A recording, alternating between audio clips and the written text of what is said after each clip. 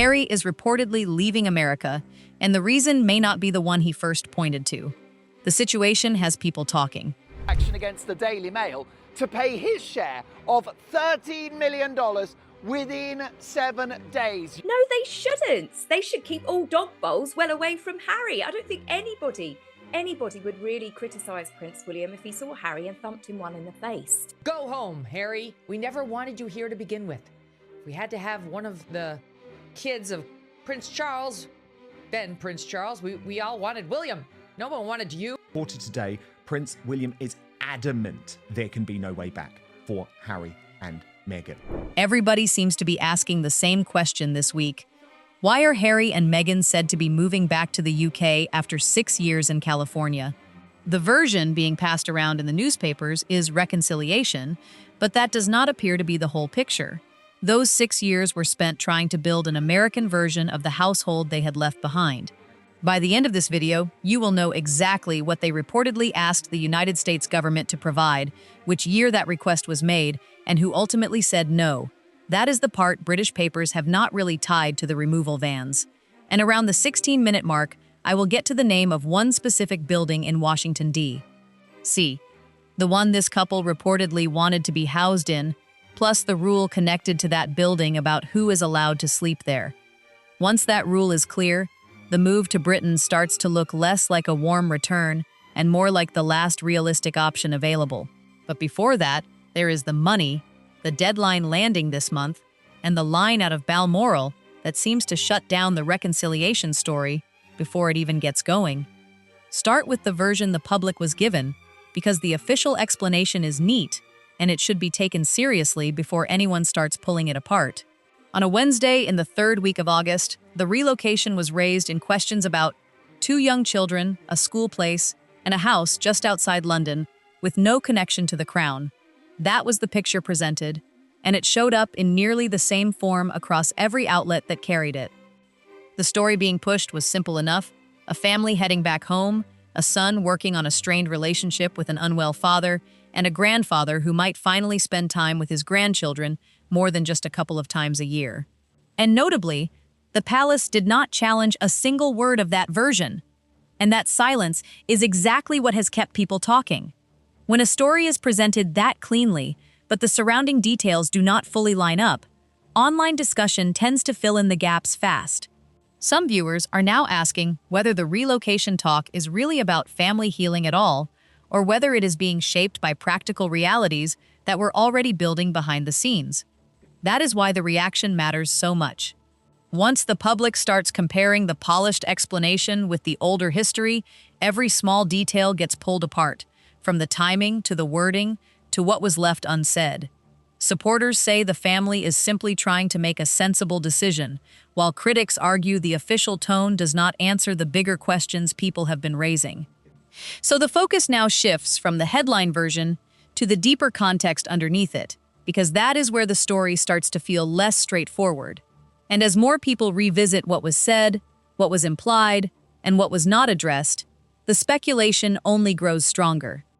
And their assistant editor wrote, "The King has made it clear that the Prince of Wales and the future of the royal family remain his priority after the Duke of Sussex announced his return to the UK.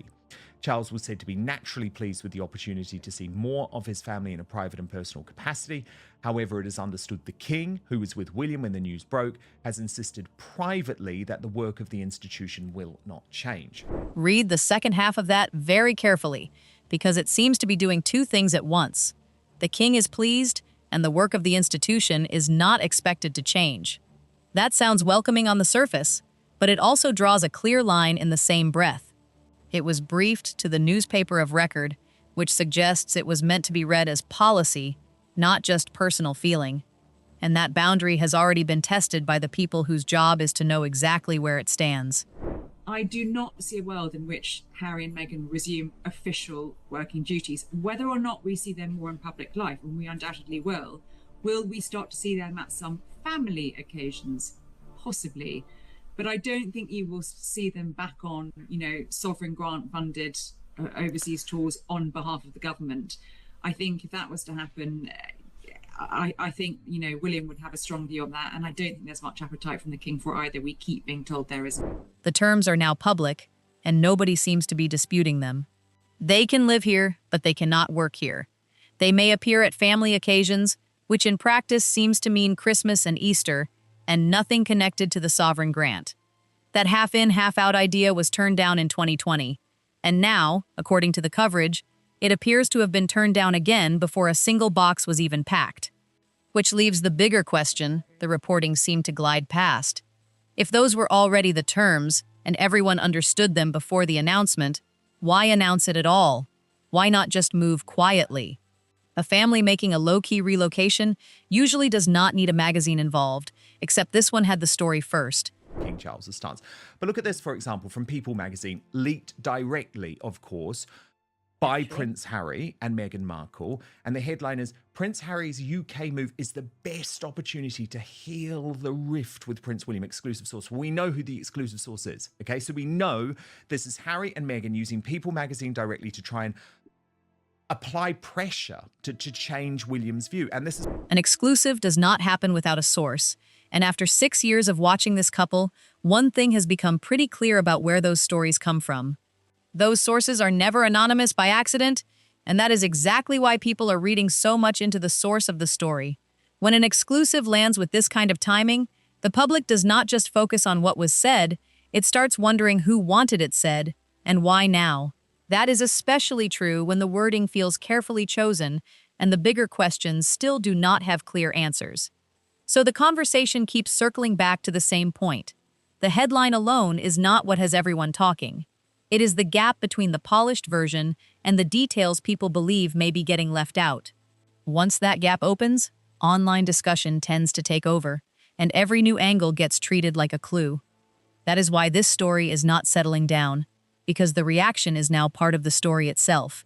But my first question is, exclusive from who? Because as of right now, I have not seen Prince Harry, Meghan Duchess of Sussex, or an identified Sussex spokesperson announce that this family is moving back to Britain. Yes, other news outlets are reporting it, fine. I still don't believe it. That is the real question, and nearly nobody in Britain seems to be asking it. There is still no official statement. No named spokesperson has put their name to a single word of it. What we do have is one American magazine, one unnamed insider, and a headline that reads less like straight news and more like a strategic opening move, claiming the relocation is being discussed as the best chance to repair the rift with Prince William. A family does not usually brief its own reconciliation story to a magazine before the person they want to reconcile with has agreed to any of it. That is the kind of move a negotiator makes, not a family member. And then there is the timing, because the sequence is where this starts to feel like something bigger than a private family matter. According to People's own reporting, King Charles was only made aware of these plans on Sunday. You're telling me Prince Harry and Meghan, Duchess of Sussex, are supposedly preparing to relocate the king's grandchildren to Britain, potentially enrolling them in school there, and the king only found out about it days ago? I find that very difficult to believe. It was Sunday when the king was reportedly told. By Wednesday, the story was already in print on 2 continents. Somewhere in that 72-hour window, a decision was made that the father would hear it first, and the country would hear it second, with the timing tight enough that nobody could really get ahead of it. Now, just look at where the king was when that call came in. They were They're on always due to holiday. be This here. is their family get-together that they do every single year, and this is why Harry and Meghan timed it when they did. Balmoral, not some special meeting arranged around the Sussex situation. It is the family's yearly August gathering, the one date that has stayed locked in that diary for years, long before any of this latest chatter began. And 2 days after that call was made, the Prince and Princess of Wales headed up there too. And that is part of why people are watching every little detail so closely, because once a story is timed this precisely, the reaction becomes just as important as the report itself. Online, some viewers are not just asking whether the headline is accurate, they are asking what message it may have been intended to send and who might benefit from that message landing right now. That kind of speculation can spread fast when the wording feels polished and the gaps feel bigger than the answers. So instead of calming things down, the headline has only pushed more people to read between the lines. The public conversation keeps shifting from the relocation itself to the broader family tension, and each new comment or reaction gets pulled into the same larger debate. With no clear official explanation to settle things, the uncertainty is doing most of the work, and that is exactly why the story keeps hanging in the air. We've officially briefed. The Prince and Princess of Wales have arrived in Balmoral, following the King's arrival there on Tuesday, just 2 days after Harry first told his father the news. While William and Kate were stunned at the news, bless them. I mean, imagine their shock. I mean, I was shocked enough. Imagine their shock. I understand the couple plan to rise above it and not let the Sussex drama derail their commitment to service and duty. Put those two facts side by side, because separately they sound like gossip, but together they start to look like a method. There is the 1 week of the year when every senior member of that family is in the same place, and then there is the announcement that was always going to dominate the conversation. Nobody seems to pick that timing by accident, and anyone genuinely hoping for a quiet reconciliation with his brother would not usually choose the exact stretch when his brother cannot simply step away from the room. Which brings the whole thing back to a proposal that was put on the table in 2020, turned down in 2020, and, according to the way this story is being discussed now, has never officially been withdrawn since. This has always been the goal. This has been what they have been working towards since 2020, since they were kicked out. They have been trying to find a way to prove that a half in, half out can work, that they can be an asset and a part of the monarchy in some way. If the goal has not shifted in 6 years, then the real question is not what they want. That much has been part of the public discussion since Sandringham. The bigger question is what changed this month that finally pushed them to act. And according to the way this story is being discussed, the American side of the arrangement simply stopped working, with people close to them saying it first, before any outside critics could even jump in. You know, I think if you've been watching the story really closely, the clues have been there all along. You know, we saw earlier this year that Harry and Meghan started to kind of scale down the size of their offices here, the number of staff working for them in the US. We also saw them scale down their charitable foundation as well to operate on a different working model. That is the more sympathetic version of the story, and it comes from a voice that has long been seen as one of the couple's most supportive in the media. Even in that telling, though, the picture still looks like a business that has been steadily shrinking, with offices reduced, staff cut back, and the foundation reshaped into a different working model over several months, bit by bit. In other words, this was not a decision made in August. It was a decision carried out in August, and when a business starts getting smaller, the reason is usually not hard to guess. And that is why the reaction keeps getting louder, because people are not just looking at the move itself, they are looking at what it suggests about everything around it. When a story arrives with this much timing attached to it, every quiet detail starts to feel loaded, and every public response gets treated like part of the message. That is also why the uncertainty matters so much.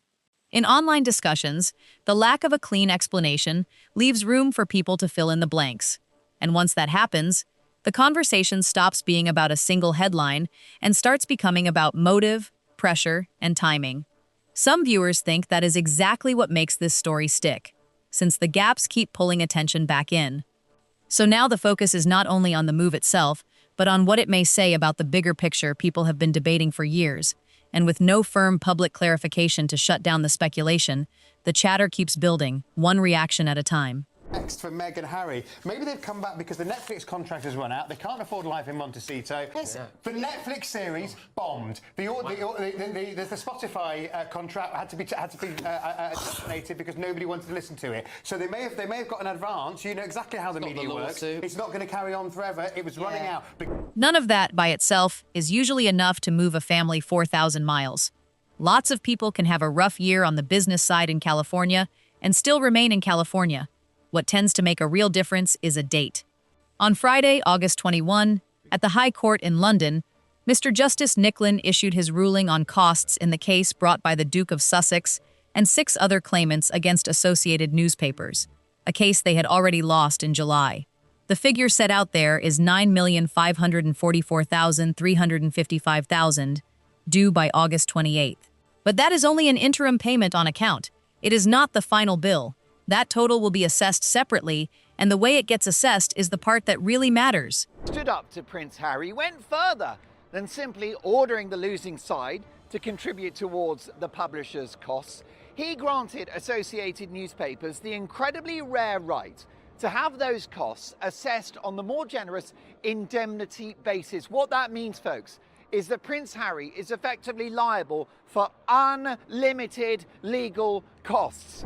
Understand what an indemnity basis means, because it has been discussed everywhere this week and explained almost nowhere. On the standard basis, a cost judge reviews the winning side's bill line by line and removes anything that seems disproportionate. That system is meant to keep a losing party from being overwhelmed by the other side's spending. But an indemnity order changes that balance completely. The starting point flips. Every item is treated as recoverable unless the paying side can show it was unreasonably incurred, and that burden falls on the man who lost. Judges do not make that order simply because someone lost. They make it because of the way they lost. Have gone to court. He added the cumulative effect of these matters takes the case well outside of the norm. The conduct was unreasonable to a high degree. You heard me right.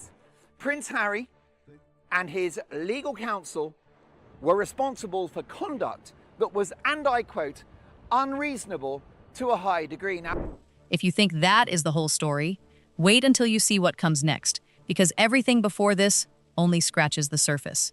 Those words were not a simple comment on a weak case. They pointed to concerns about conduct, specifically the way the claims were brought, pleaded, pursued, and then presented in public. The reasons were laid out in a 44-page ruling, and among the points cited were the speculative nature of the claims at the start, the unusually wide scope of what was alleged, and the public framing of serious criminal accusations that were never proven. That is exactly what an indemnity order is meant to address, and it is why the figure attached to it has no ceiling. And that is why the reaction online has not really slowed down, because people are now reading this as more than a simple legal bill. To many viewers, the size of the payment is only part of the story, while the bigger issue is what the ruling appears to suggest about how the case was handled from the start.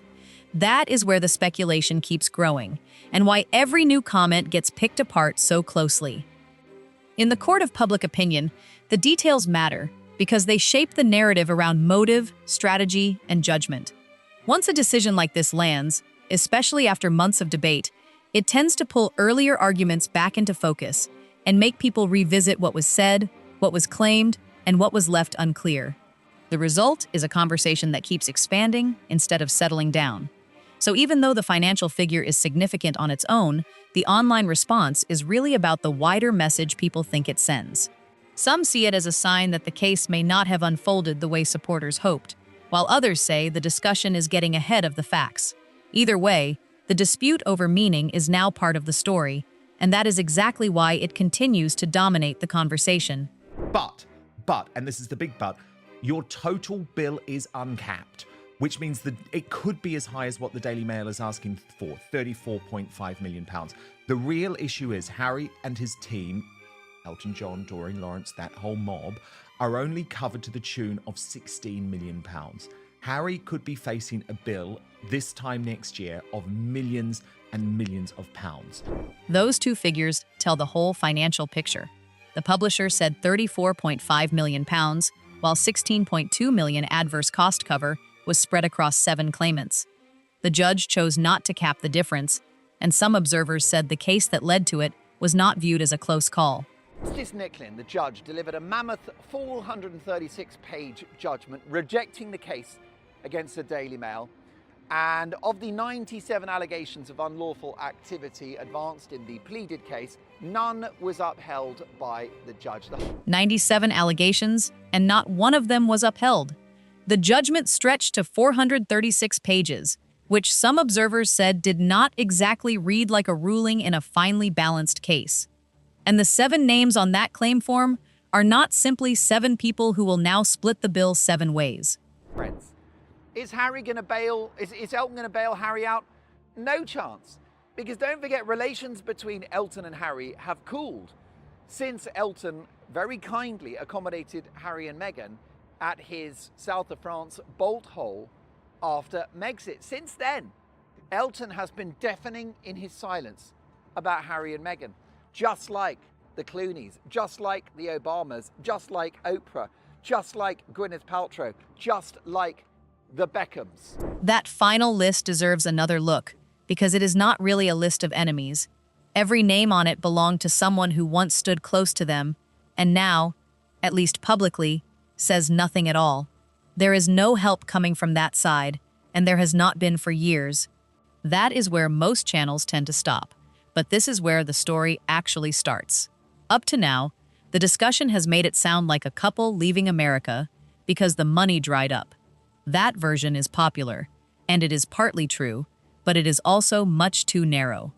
Running out of money might explain a smaller house. It does not explain a move to a different country. Then, on August 21st, the same day the cost ruling landed, a U.S. newspaper published a source-based account of what the Duke and Duchess of Sussex had reportedly been trying to build in America since 2020. Not just a lifestyle brand, and not just a production deal either. What that source-based account seemed to do was widen the lens, because it shifted the conversation away from one isolated legal outcome and toward a much bigger question about what had been happening behind the scenes since the move. For online commentators, that is where the story becomes harder to brush off, since it suggests the public version of events may have only shown part of the picture. That is also why the reaction has stayed so intense. Once people start connecting legal disputes, business plans, and long-running public criticism, every new detail gets treated like a clue, even when the underlying facts are still being debated. Some viewers are reading the situation as a sign that the couple's wider strategy in America was not as straightforward as it first appeared, while others are pushing back and saying the online chatter is running ahead of what has been verified. Either way, the conversation is no longer limited to the court ruling itself. It has turned into a much broader debate about timing, choices, and what those choices may have meant in the bigger picture. And that is exactly why the discussion keeps circling back, because once the public starts asking those kinds of questions, the story rarely stays contained for long. Delusional Prince Harry and Meghan Markle sought US political clout far beyond dreams of any royal since King George III, the Post has learned, with the Duchess of Sussex angling to take over the Senate seat held by Kamala Harris ahead of the 2020 presidential election. That comparison is not just there for style. George III is often described as the last British monarch to have tried to hold on to real formal power in America, and that effort ended in a war he lost. The argument being made here is that this couple stepped further into American public life than anyone in that family has tried to do since, and the first thing they went after was this. Joe Biden's win over President Donald Trump. A source says Markle requested a sit-down with California Governor Gavin Newsom because she wanted to be considered to be appointed to the seat held by Harris, which she vacated just before becoming vice president on January the 20th, 2021. A source close to the Duchess strongly denies that she was aiming for that seat, and that denial needs to be included here. What cannot be disputed is that the meeting took place. The governor's own office recorded it as an introductory meeting on October 19, 2020, just 2 weeks before a presidential election, at a time when people following California politics knew a Senate vacancy was likely to open. That seat later went to Alex Padilla, who was appointed 2 days before Kamala Harris was sworn in as vice president. So that is the ambition people are talking about. Now, here is the ask. Then we moved to late 2021, and both Harry and Meghan requested an Oval Office meeting with Joe Biden, as well as accommodation at nearby Blair House. That is a perk reserved for foreign leaders on state visits, multiple sources say. White House staff quickly rejected the idea, with one source noting the spectacle of Harry and Meghan sitting down with the leader of the free world would have caused a major diplomatic kerfuffle with number 10 Downing Street and the British royal family. Blair House. Put the phone down for 90 seconds, because this is the center of everything. Blair House is not a hotel, and it is not some extra guest room. It is a government residence on Pennsylvania Avenue, directly across from the White House, and the rule attached to it is the whole point. That is where visiting heads of state sleep. It is where a president-elect stays the night before an inauguration.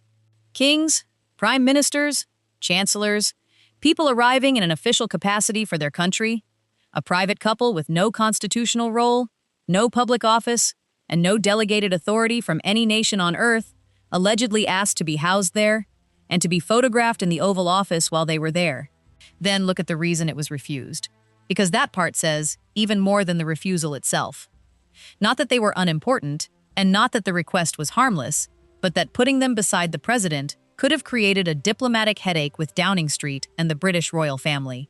The White House, according to this account, understood exactly what was being asked for, the visual message of a state visit, and it also knew exactly who would have been expected to answer for it in London. And that is why people keep returning to this story, because the request itself, whether fair or not, has become a symbol of how far this couple was willing to push for the image they wanted.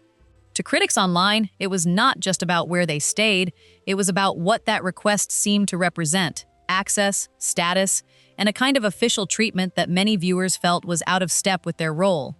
Supporters, of course, have pushed back and said the reaction has been exaggerated, but the conversation keeps resurfacing because the details are so specific.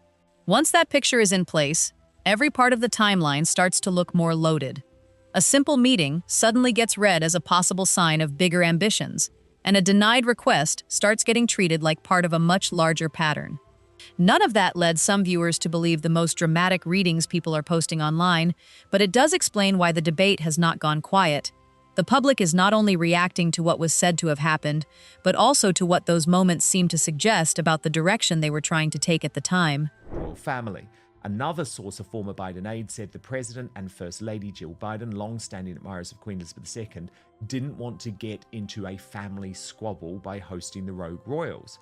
Ultimately, the couple's attempt to become kingmakers fizzled out, similar to their ambitions in Hollywood and the lifestyle space. Then there is one more refusal mentioned in the same reporting, and it helps show how far this pattern was said to go. After Queen Elizabeth II's funeral in September 2022, the couple were reportedly asking whether they could return to the United States aboard Air Force One with the Bidens. That request was declined as well. So when people line it all up, the picture becomes hard to ignore. 3 separate approaches: one Senate seat, a government residence, and the president's aircraft, each ending in a refusal. Were huge. I mean, Meghan Markle literally thought that she was going to walk in and become the US Senator for California. And my reporting, remember at the time, is that ultimately she did believe that that would lead to a White House run. So, I mean, their grand plans have collapsed. Put it all together now, because no single source in this story has laid it out quite this way. According to the way critics online have framed it, the Sussexes did not head to America simply to live quietly. They went there, some argue, hoping to be received in a much bigger way. The streaming deal, the podcast, the memoir, even the jam, all of that is being described as the fallback position that came later. The original idea, as this discussion presents it, was proximity to power, and that idea appears to have been turned away at every door they knocked on by a government that had no reason to soften the response. Back to the UK to live permanently in what is a complete act of desperation and a statement of intent that they have failed in the United States. Instead, they are heading here, and according to critics online, the cost of that decision shows up in a space nobody actually voted on, which is exactly why the backlash keeps growing. And that is why the reaction has stayed so intense, because people are not just debating one request or one refusal. They are reading the whole sequence as a bigger sign of how these decisions may have been made behind the scenes and whether the public image matched the private reality. For critics online, that gap matters as much as the story itself. Once that gap opened, every new detail seemed to carry extra weight. What might have been brushed off as a routine ask starts getting treated like a window into priorities, timing, and the kind of access they may have been hoping for. Supporters continue to say, the conversation has been stretched far beyond what the facts can support, but that has not stopped the speculation from spreading. That is why this story keeps resurfacing. It is not only about what was denied, it is about what those denials came to symbolize in the online conversation, and why so many viewers still see it as part of a larger pattern that was never fully accepted in the first place. As Brits are now almost certain to be asked to fund an insane £5 million security bill annually as the duplicitous Duke and fake Duchess almost immediately start their old games with the British press. So who actually covers Prince Harry's security in the UK? That is the question people keep typing into search bars this week, and a lot of the answers floating around are simply off base. In Britain, protection is not automatically tied to a title. It is usually linked to official duties and reviewed case by case through the relevant Home Office process. Then that review reportedly changed once he stopped carrying out that role. He challenged that decision in court, and the case did not appear to go his way. What seems to matter now is not his title, but where he is living. If he makes the UK his permanent base, that would likely trigger a fresh threat assessment, and that assessment is the only known path back to publicly funded protection that has reportedly been available to him. That is not just speculation. That is the mechanism, and his own advisors would likely have understood it long before most people in Westminster did. And the figures now being discussed are not something a headline writer appears to have made up. You start on the PPOs, and the top ones are on about 150,000 plus. They have to have accommodation. They have to have their national insurance paid for, their pensions contribution. So you're talking a package of huge amounts just for the people.